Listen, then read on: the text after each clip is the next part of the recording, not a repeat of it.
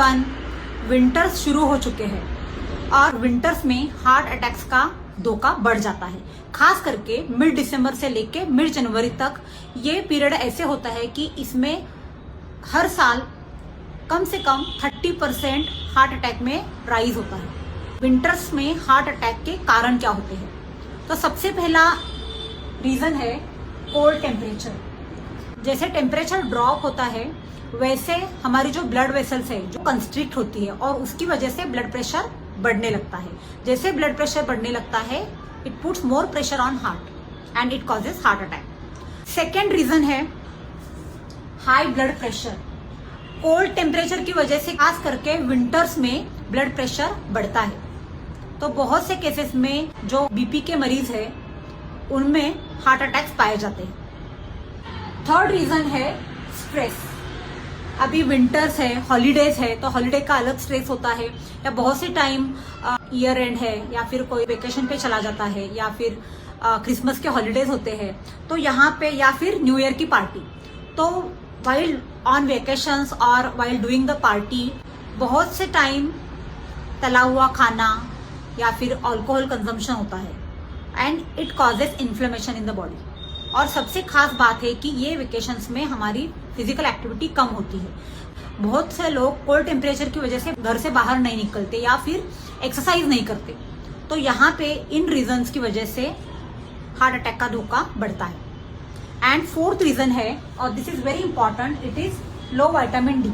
So vitamin D is called as sunshine vitamin. लेकिन winters में धूप जल्दी नहीं निकलती है, विंटर्स में लोग घर से बाहर नहीं निकलते, विटामिन डी लेवल्स कम हो सकते हैं। बहुत से टाइम मॉडरेट या फिर क्रिटिकली लो विटामिन डी लेवल्स होते हैं। और विटामिन डी लेवल्स अगर आप नहीं चेक करोगे तो आपको पता ही नहीं चलेगा कि आपके विटामिन डी के लेवल्स कितने हैं। तो ये बहुत इंपॉर्टेंट फैक्टर है हार्ट अटैक्स होने के पीछे।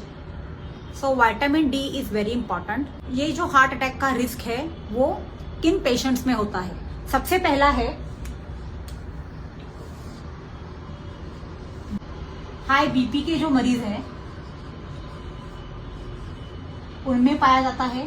सेकंड है हाई कोलेस्ट्रॉल, जिनके कोलेस्ट्रॉल लेवल्स बढ़े हुए हैं या लिपिड लेवल्स बढ़े हुए हैं और जो कोलेस्ट्रॉल के दवाओं पे है, स्टैटिन्स पे है, उनको ये धोखा हो सकता है। थर्ड रीजन है, थर्ड कैटेगरी है जिनका सीआरपी बढ़ा हुआ है। CRP means C-reactive protein. This is a test done to know the inflammation in the body. So C-reactive protein जिनका बढ़ा हुआ है उनको ये धोखा हो सकता है। और खास करके हार्ट के मरीज हैं और उनमें ये हार्ट अटैक का धोखा हो सकता है। तो यहाँ पे मेरी रिक्वेस्ट ये है कि विंटर्स में जो लोग हाई बीपी, हाई कोलेस्ट्रॉल या फिर हाई सीआरपी लेवल्स या फिर हार्ट के पेशेंट्स हैं, उन्होंने अपनी दवाइयाँ टाइम पे लेनी है, अपना डाइट अच्छे से लेना है। जैसे विंटर्स में अभी ग्रीन लीफी वेजिटेबल्स, ताज़े फल, रेनबो कलर वेजिटेबल्स है, तो आपके डाइट में maximum 4 to 6 cups of fruits and vegetables लेने हैं। तला हुआ खाना नहीं है, अल्कोहल इंटेक कम नहीं बंद करना है ताकि इन्फ्लेमेशन ना बढ़े। बहुत से टाइम ऐसे होता है कि विंटर्स में बहुत से लोगों को ऐसे लगता है कि अल्कोहल लेने के बाद बॉडी में टेम्परेचर बढ़ जाएगा, तो ऐसे नहीं है। It causes inflammation in the body. और मैक्सिमम टाइम विंटर्स में जिम गोअर्स हो या फिर कोई एक्सरसाइज कर रहा हो तो बहुत से टाइम हमें दिखाई देता है कि यंग एज में 40s के रेंज में हार्ट अटैक पाए गए हैं। उसके पीछे का रीजन यही होता है कि alcohol consumption causes inflammation in the body. For that reason alcohol consumption बिल्कुल भी नहीं करना है, स्मोकिंग बिल्कुल भी नहीं करना है, और आपकी जो दवाइयाँ है वो टाइम पे लेनी है। स्ट्रेस को कम करना है और अपनी जो फिजिकल एक्टिविटी डेली है, जो भी आप कर रहे हो, जैसे वॉक एक्टिविटी कर रहे हो या कोई एक्सरसाइज कर रहे हो, तो आपको उसको कंटिन्यू रखना है। Stay healthy, stay happy.